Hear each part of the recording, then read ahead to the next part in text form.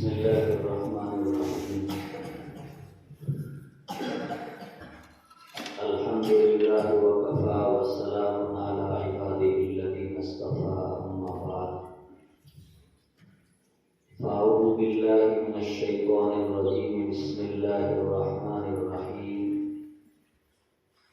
وما يستوي الأعمى والبصير ولا الظلمات ولا النور ولا الظل ولا الحرور وما يستوي الأحياء ولا الأموات. صدق الله مولانا العظيم. حضرات علماء کرام، بزرگان دین، نوجوان ساتھیوں، عزیز بچوں اور بچیوں، سب سے پہلے ہم اللہ تبارک و تعالیٰ کا شکر ادا کرتے ہیں، جس ذات نے ہم سب کو آج ایک مبارک مجلس کے اندر جمع فرمایا۔ اللہ تعالی جن مختلف نسبتوں پر ہم یہاں جمع ہوئے ہیں، ہمارے جمع ہونے کو شرف قبولیت سے نواز دے۔ اپنی بارگاہ کے اندر اللہ اس جمع ہونے کو قبول فرمائے۔ میرے بزرگوں، نوجوان ساتھیوں، مجھ سے پہلے اس مدرسے کے پروگرام کے تعلق سے، تعلیم کے تعلق سے، آپ کی محبتوں کے تعلق سے علماء کرام نے اور بستی کے لوگوں نے بہت ساری باتیں آپ حضرات کے سامنے بیان کی ہے۔ مجھے آج کے آپ کے اس پروگرام کو دیکھ کر کے بہت بڑی خوشی ہے، اور یقیناً آپ بستی کے کچھ فکر مند ساتھیوں کی یہ محنت اور مکتب کے استاد صاحب کی کوشش کی وجہ سے یہ بہترین پروگرام منعقد ہوا۔ میں نے پروگرام کے تعلق سے ساری معلومات پہلے حاصل بھی نہیں کی تھی۔ مجھے اتنی امید نہیں تھی کہ ایک سال میں عزیزم مولانا اسلم صاحب نے بچوں پر یہ محنت کی ہے، اور بستی کے لوگ مکتب کے تعلق سے الحمدللہ اتنے فکر مند ہیں، لیکن پروگرام کو سن کر کے استاذ کی محنت اور اس بستی کے جو چھوٹے چھوٹے بچے تھے، ان بچوں کے حوصلوں کو، جرأت کو، ان کے بولنے کے انداز کو دیکھ کر کے یہ پروگرام ہماری امید سے زیادہ کامیاب رہا۔ اللہ تعالی یہ پروگرام قبول فرمائے، اور یہ مکاتب، مدارس اور مساجد کا جو ہم مسلمانوں کا دینی اعتبار سے جال ہے، اور اس میں خاص طور سے تعلیم اور عبادت دو چیزیں انجام دی جاتی ہے۔ تعلیم کی ذمہ داری جیسے ماں باپ کی ہے، استاذ کی بھی ہے۔ بچے ناسمجھ ہوتے ہیں، بے شعور ہوتے ہیں، ان کو اچھے اور برے کی تمیز نہیں ہوتی ہے، کون سی چیز فائدہ مند ہے، کون سی چیز نقصان دہ ہے۔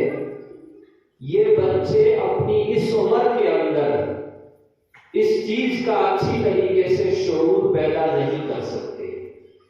یہ چیز ماں باپ کی ذمہ داری میں آتی ہے، استاد صاحب کی ذمہ داری میں آتی ہے۔ ماں باپ اپنی ذمہ داری کو نبھائیں اور استاد بھی اپنی ذمہ داری کو ادا کرنے کی مکمل طریقے سے کوشش کریں۔ اس بستی کا مکتب یقینی طور پر کامیابی کی منزلیں بہت جلد طے کر لیتا ہے، اور یہ کئی جگہ تجربہ دیکھا ہے، بڑے مدارس میں بھی دیکھتے ہیں، جہاں انتظامیہ، اساتذہ سب مل کر کے محنت کرتے ہیں، نظام بناتے ہیں، منصوبہ بناتے ہیں، رات دن فکر کرتے ہیں، وہ ادارہ تھوڑے دنوں کے اندر ترقی کی منزلیں طے کرنا شروع کر دیتا ہے۔ یہی حال مکتب کا بھی ہے۔ مکتب کا نظام مدرسے کے نظام سے تھوڑا مختلف ہے۔ مدرسے میں اساتذہ، طلبا 24 گھنٹے وہیں رہتے ہیں، ان کی بورڈنگ وہیں ہے، کھانا پینا وہیں ہے، پڑھنا وہیں ہے، اسکول کی تعلیم بھی ساتھ ہے، مدرسے کی تعلیم بھی ساتھ ہے، تو وہاں اپنا ایک مستقل نظام ہوتا ہے۔ مکاتب کے بچے 3 گھنٹے کے لیے مکتب میں آتے ہیں، 4 گھنٹے کے لیے اسکول میں چلے جاتے ہیں، 2 گھنٹے کے لیے کھیل کود کے لیے، کھانے کے لیے چلے جاتے ہیں، اور پھر رات ہو جاتی ہے تو اپنے اپنے گھروں کے اندر ان کا قیام ہو جاتا ہے۔ کم وقت کے اندر ان بچوں کے اوپر زیادہ محنت کی ضرورت ہے۔ کم وقت کے اندر ان بچوں کے اوپر زیادہ محنت کی ضرورت ہے، اور اصل یہ تعلیم کی محنت ہے۔ تعلیم آئے گی انشاءاللہ، ابھی مولانا عبدالستار صاحب نے جیسے آپ کے سامنے عرض کیا، تعلیم آئے گی، ہم ہر انسان کے حقوق کو جاننے پہچاننے والے بنیں گے۔ پڑوسی ہے، اس کا کیا حق ہے، ماں باپ ہے، اس کا کیا حق ہے، بھائی ہے، اس کا کیا حق ہے، دوسرے رشتہ دار ہیں، ان کے کیا حقوق ہیں، یہ تعلیم آئے گی تو ہمیں اس چیز کا پتہ چلے گا۔ اسکولوں میں، کالجوں میں جو تعلیم دی جاتی ہے، وہ تعلیم ایک ہنر ہے، وہ تعلیم ایک پیشہ ہے۔ اس تعلیم کے ذریعے ہماری دنیا اچھی ہوتی ہے، ہماری ضرورتیں پوری ہوتی ہے، لیکن ہم انسانیت کی، اخلاق کی تعلیم حاصل کرنا چاہیں، اخلاق سیکھنا چاہیں، تو ہمیں اپنے اپنے دھرم کی تعلیم سیکھنی چاہیے۔ دھرم کی تعلیم کے بغیر، مذہب کی تعلیم کے بغیر، دین کی تعلیم کے بغیر ہم اپنے اندر اچھی صفات پیدا نہیں کر سکتے، ہم اپنے اندر اچھے اخلاق پیدا نہیں کر سکتے۔ اسکولوں میں، کالجوں میں ہمیں یہ نہیں سکھایا جاتا کہ ماں باپ کے ساتھ تم یہ سلوک کرنا ہے، اولاد کے ساتھ یہ سلوک کرنا ہے، بڑوں کے ساتھ یہ سلوک کرنا ہے، چھوٹوں کے ساتھ یہ سلوک کرنا ہے، رشتہ داروں کے ساتھ یہ سلوک کرنا ہے۔ وہاں یہ نہیں، وہاں تو ہندی کی تعلیم ہے، گنیت کی تعلیم ہے، سائنس کی تعلیم ہے، پریاورن کی تعلیم ہے، اور دوسری چیزیں وہاں پر سکھائی جاتی ہے۔ لیکن میرے بزرگوں اور دوستوں، ہم انسانیت کے ساتھ مسلمان بن کر کے زندگی گزارنا چاہتے ہیں، تو ہمیں اپنے مذہب کی اور دھرم کی تعلیم اپنے بچوں کو سکھانی ہوگی، اور خود ہم کو بھی انہیں سیکھنے کی ضرورت پیش آئے گی۔ تو یہ بات تو بیچ میں آ گئی جو مجھے بعد میں کہنی تھی۔ میں عرض یہ کر رہا تھا، ماں باپ اور استاد دونوں اپنی ذمہ داری کو ادا کرنے کی کوشش کریں، مکتب کے بچوں کی دونوں تعلیمیں بہترین ہو سکتی ہیں۔ الحمدللہ آپ کے بچوں میں حوصلہ بہت اچھا ہے، آپ میں بھی حوصلہ بہت اچھا ہے۔ اللہ نے سخاوت کی صفت سے نوازا ہے، شجاعت کی صفت سے نوازا ہے، مہمان نوازی کی صفت سے نوازا ہے، اور ہمارے اندر بہت ساری صفات ہیں، لیکن بہت سی مرتبہ بری عادتوں کی وجہ سے اچھی صفات دب جاتی ہے۔ کیا ہم جاتی ہے؟ برے ماحول کی وجہ سے، بری عادتوں کی وجہ سے اچھی عادتیں دب جاتی ہیں اور بری عادتیں غالب آ جاتی ہیں۔ اس کے لیے ضروری ہوتا ہے کہ ہم اپنے دل کی اصلاح کریں، دل کی دنیا کو اچھا بنائیں۔ کو اچھا بنائیں، دل کی دنیا کو اچھا بنائیں۔ ابھی جیسے ہمارے غیر مسلم بھائی کہہ رہے تھے کہ تعلیم آئے گی تو دنیا کے اندر جو یہ نفرت کا ماحول ہے، یہ نفرت کا ماحول ختم ہونا شروع ہو جائے گا۔ تعلیم کے ساتھ، اس تعلیم کی وجہ سے ہمارا دل بنے گا۔ کیا بنے گا؟ دھرم کی اور مذہب کی تعلیم کی وجہ سے ہمارا دل بنے گا، دل میں پیار آئے گا، محبت آئے گی، سخاوت آئے گی، تواضع آئے گی، عاجزی آئے گی، ایک دوسرے کے حقوق کی ادائیگی کی پہچان آئے گی۔ انشاءاللہ ماحول خود بخود اچھا ہونا شروع ہو جائے گا۔ ہمارے اکابر ہر پلیٹ فارم سے کہتے ہیں ہم نفرت کو پھیلانے والے لوگ نہیں ہیں، ہم دنیا کے اندر محبت کو پھیلانے والے لوگ ہیں۔ اسلام دنیا کے اندر آیا، 13 سال تک اس کی مظلومانہ زندگی رہی ہے۔ نبی علیہ السلام کے اوپر کتنے ظلم ہوئے، صحابہ کرام کے اوپر کتنے ظلم ہوئے۔ آپ علیہ السلام نے اور آپ کے صحابہ کرام نے ظالموں سے دین کے نام پر جنہوں نے ظلم کیا، ان ظالموں سے ایک مرتبہ بھی مکی زندگی کے اندر کبھی آپ نے انتقام اور بدلہ نہیں لیا۔ تاریخ سے کوئی ثابت نہیں کر سکتا ہے، تاریخ میں کسی جگہ آپ کو مل نہیں سکتا ہے کہ 13 سالہ زندگی مکہ مکرمہ کے اندر آپ کے صحابہ کرام کی گزری ہے۔ اس پوری زندگی کے اندر کسی ایک ستانے والے سے، کسی ایک ظالم سے نبی کریم صلی اللہ علیہ وسلم اور آپ کے صحابہ کرام نے ذاتی طور پر انتقام لیا ہو، بدلہ لیا ہو، تاریخ اور اتہاس کی کتابوں کے کسی پنے کے اندر یہ چیز آپ کو کہیں نہیں ملے گی۔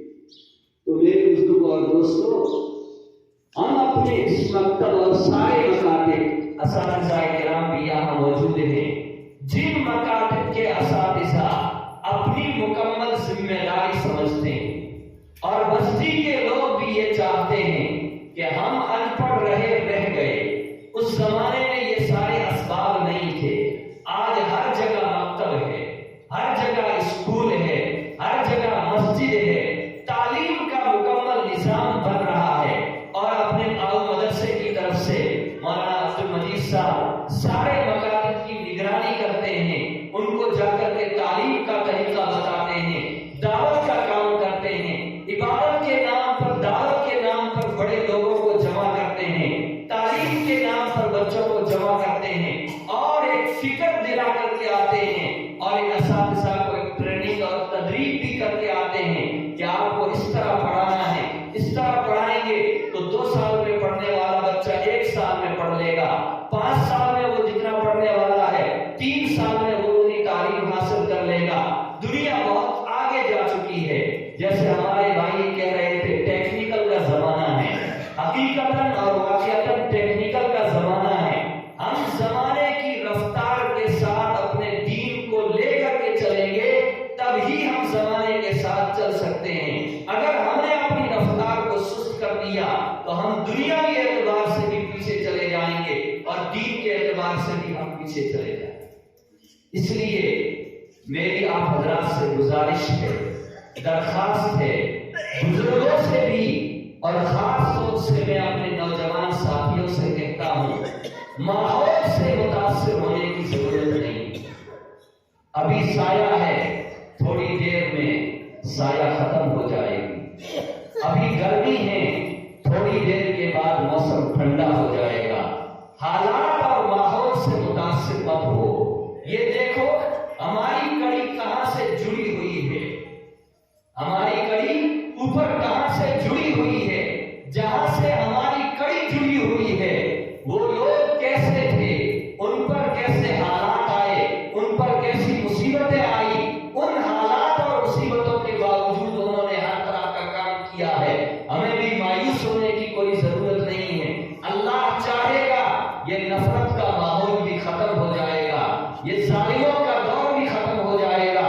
ہماری تعلیم کی محنت، تربیت کی محنت، اسکولوں کی محنت یہ چلتی رہے گی۔ ہمارے بچے اور ہمارا سماج انشاءاللہ دوسرے سماجوں کی طرح آگے ترقی کرے گا اور ترقی کر کے آگے ڈگریوں تک پہنچے گا، آگے بلند مقامات تک پہنچے گے انشاءاللہ تعالی۔ لیکن ضرورت ہے ہم فکر کریں، محنت کریں، تو سب امید کرتے ہیں. ہمیں جیسی امید نہیں تھی کہ آپ کا پروگرام اس طرح ہوگا، لیکن اس سے اچھا رہا. ہم آپ سے ایک درخواست کرتے ہیں، بچوں کے بارے میں آپ مکمل طریقے سے فکر مند ہو جائیں. آپ خود بھی فکر کریں اور اپنی گھر والیوں کو، ماں بہنوں کو بھی اس کی فکر دلائیں کہ بچوں کے بارے میں ہمیں کوئی کمپرومائز نہیں کرنا، کوئی صلح نہیں کرنی ہے. صبح مکتب کا ٹائم ہو گیا، اس سے آدھا گھنٹہ پہلے ماں بہنوں کو کہیں بچوں کو تیار کر دے. ادھر مکتب کی چھٹی ہوئی، اسکول کا وقت ہو گیا.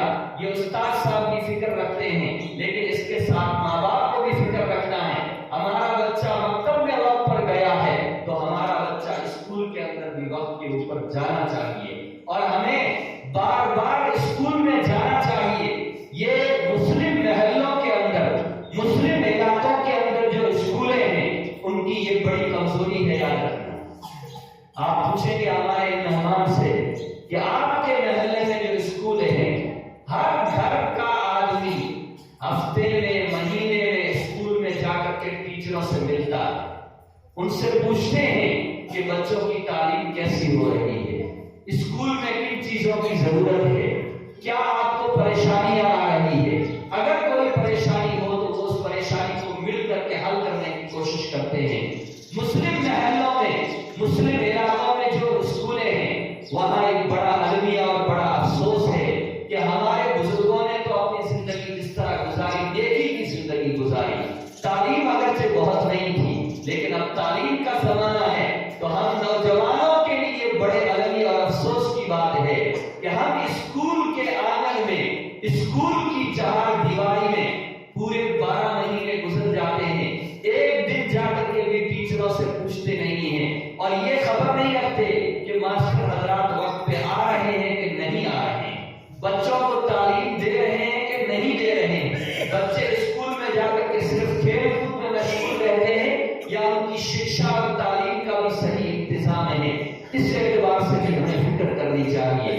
آپ مسجد میں عبادت کے لیے جس طرح آتے ہیں، استاد صاحب کی حوصلہ افزائی کے لیے، ان کی کمی کوتاہی کو بتانے کے لیے محبت کے ساتھ، ہمدردی کے ساتھ آپ مکتب میں آئیے، اسکول میں جائیے. بچوں کے بارے میں مکمل طریقے سے ہم لوگوں کو فکر مند ہونے کی ضرورت ہے. فکر کریں گے انشاءاللہ. اب یہاں آپ کے اس پہلی لائن کے اندر جو بچے ہیں، کچھ چھوٹے بچے ہیں، کچھ بڑے بچے ہیں. بعض ایسے بچے ہیں کہ اگر آپ کے مکتب کی تعلیم مکمل ہونے کے بعد آپ ان کو مدرسے کے اندر بھیج دیتے تو 4-5 ایسے بچے ہیں جو اس عمر کے اندر حفظ مکمل کر سکتے ہیں. لیکن یہ ہماری سستی رہتی ہے بزرگوں. والدین کی بہت بڑی ذمہ داری ہے. جیسے ماں باپ یہ سمجھتے ہیں کہ اولاد کے اوپر ہمارے بہت سارے حقوق ہیں، یقیناً حقوق ہیں. یہ اولاد کے حقوق بالغ ہونے کے بعد آئیں گے. کب آئیں گے؟ ماں باپ کی خدمت کرنا، ان کی دیکھ ریکھ کرنا، کما کر کے لانا، یہ سب ان کے اوپر حقوق کب آئیں گے؟ جب یہ کمانے کے قابل ہو جائیں گے، خدمت کرنے کے لائق ہو جائیں گے. 16-17 سال کی عمر سے پہلے تو ان کے اوپر ماں باپ کے حقوق ہیں. ماں باپ کو چاہیے ان کی صحت کا صحیح انتظام کریں، تعلیم کا صحیح انتظام کریں، پرورش کا صحیح انتظام کریں. یہ ساری چیزیں تو پہلے ماں باپ پر آتی، اس کے بعد اولاد کے اوپر آتی ہے. اس لیے ماں باپ کو پہلے فکر مند ہونا چاہیے. بچوں کی صحت اچھی ہو، بچوں کی تعلیم اچھی ہو، بچوں کی تربیت اچھی ہو. بچپن ہی سے ہم ان کے اندر اچھے اخلاق، اچھی عادتیں پیدا کرنے کی کوشش کریں. بچوں کو کہیں، بچہ اگر تم نے اس مہینے میں 2 پارے پڑھ لیے، میں تجھے 100 روپے کا انعام دوں گا. تو نے پورے مہینے کبھی میرے سامنے جھوٹ نہیں بولا، میں تجھے 100 روپے کا انعام دوں گا. پورے مہینے تو نے موبائل لے کر کے اس کے اندر غلط چیزیں نہیں دیکھی، میں تجھے 100 روپے کا انعام دوں گا. اس طرح بچوں کی آپ حوصلہ افزائی کریں گے، انشاءاللہ بچوں کے اندر اچھی عادتیں پیدا ہوگی، اچھے اخلاق پیدا ہوں گے، اور بچے یہ سمجھیں گے بڑے ہونے کے بعد میں کہ ہمارے ماں باپ نے بچپن میں جو چیزیں ہم کو سکھائی تھی، یقیناً وہ کتنی اچھی چیزیں تھیں. آپ پڑوسیوں کے حقوق ادا کریں گے، ماں باپ کے حقوق ادا کریں گے، یہ بچے آپ کی دیکھا دیکھی بڑے ہو کر کے انہی حقوق کو ادا کرنے والے بنے۔ نبی علیہ الصلوۃ والسلام حضرات صحابہ کرام رضوان اللہ تعالی علیہ اجمعین کے یہاں پڑوسیوں کے کتنے حقوق تھے، چاہے مسلمان ہوں چاہے غیر مسلم ہوں۔ ایک صحابی آئے نبی علیہ الصلوۃ والسلام کے پاس میں کچھ لے کر کے، حضور علیہ الصلوۃ والسلام نے فرمایا تمہارا پڑوسی ان کے یہاں وہ چیز پہنچائی کہ نہیں، وہ سالن پہنچایا کہ نہیں؟ فرمایا وہ تو مسلمان نہیں عیسائی ہے، مسلمان نہیں عیسائی ہے، یہودی ہے۔ حضرت نبی کریم صلی اللہ علیہ وسلم نے فرمایا یہودی ہے لیکن تمہارا پڑوسی ہے، تمہارا کیا ہے؟ پڑوسی ہے۔ یہ سارے حقوق اسلام نے ہم کو بتلائے ہیں۔ آج ہمارے اندر غفلت ہے، کوتاہی ہے، ہماری زندگی لاپرواہی کی گزر رہی ہے، اس لیے اس طرح کے حالات پیدا ہو رہے ہیں۔ ہماری وضاقتہ کو دیکھ کر کے، ہمارے حلیے کو دیکھ کر کے، ہمارے چال چلن کو دیکھ کر کے لگتا نہیں ہے کہ ہمارے اندر اسلام آ گیا ہے، ہمارے اندر دینداری ہے۔ اس دینداری کو پیدا کرنے کی بہت سخت ضرورت ہے۔ اللہ تبارک و تعالی ہم سب کے یہاں جمع ہونے کو قبول فرمائے، اور آپ حضرات نے جن محبتوں کے ساتھ میں یہ پروگرام منعقد کیا ہے، اللہ تعالیٰ انہی محبتوں کے ساتھ اس مسجد کو اور اس مکتب کو آباد۔ Thanks for watching. Don't forget to like, comment, share and subscribe to Al Wahid channel.